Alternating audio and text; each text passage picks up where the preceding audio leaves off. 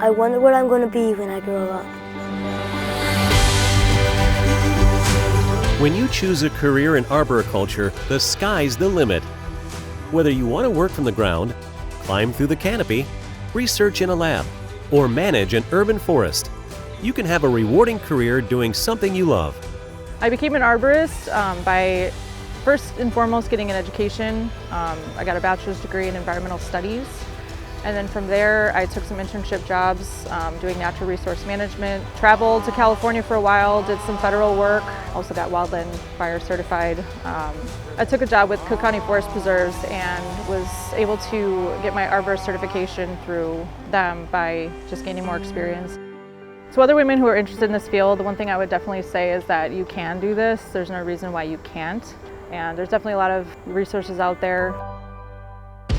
If you want a dynamic workday that keeps you active and athletic, you can become a professional climbing arborist or work for a utility company providing vegetation management services. I think my favorite part of my job is just being a part of a well-oiled machine. If you grew up and you were into sports and you had a good time with sports, you love it. You can't do anything by yourself. It's hard work to do and everyone just kind of fills in their role and we get it done together. It's never boring, ever. I had kind of been working in an office and it just got repetitive. So I gave this industry a shot and I've never looked back, to be honest with you. If you'd rather work closer to the ground, you can still be active and work outdoors as a ground technician, equipment operator, mechanics professional, or crew foreman. Plant healthcare techs are also needed. It's not just, the person up in the tree, the person climbing or in the bucket, it's everyone that's on the work site.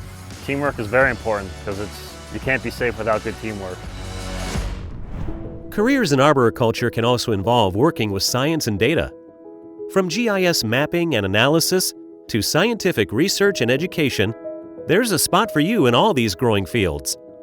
One of the most important parts of my job are to diagnose plant health problems so the people in the field can apply almost prescriptive treatments in order to help that tree recover. A big part of plant health care in general is to prevent losses and try to keep plants as healthy as possible.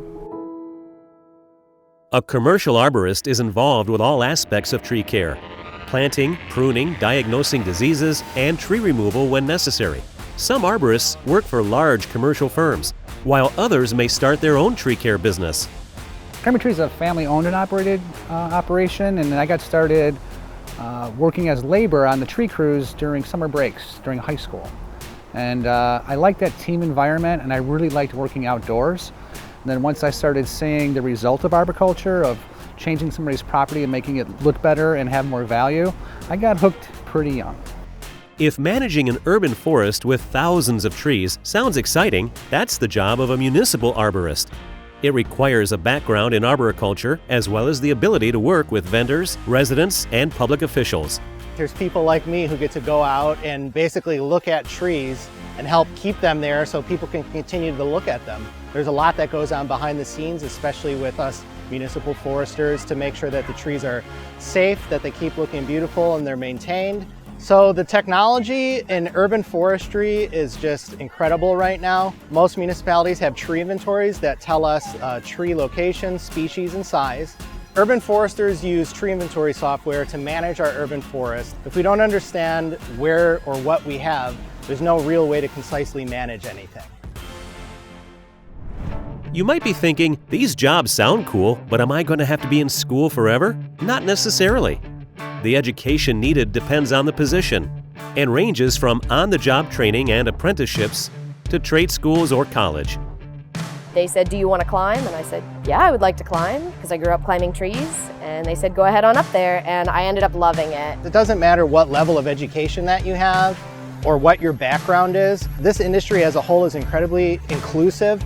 You talk to arborists and they get really excited and they start really geeking out and talking about what they do, and so we're kind of recruiting in our own ways. If you're not suited for climbing, it's like, okay, well maybe you're better in community outreach, or maybe you're better at these different roles. They aren't just being a climber, there's all those supportive roles behind that. So take that leap and get your career started in arboriculture. The world needs your skills, leadership, and ideas.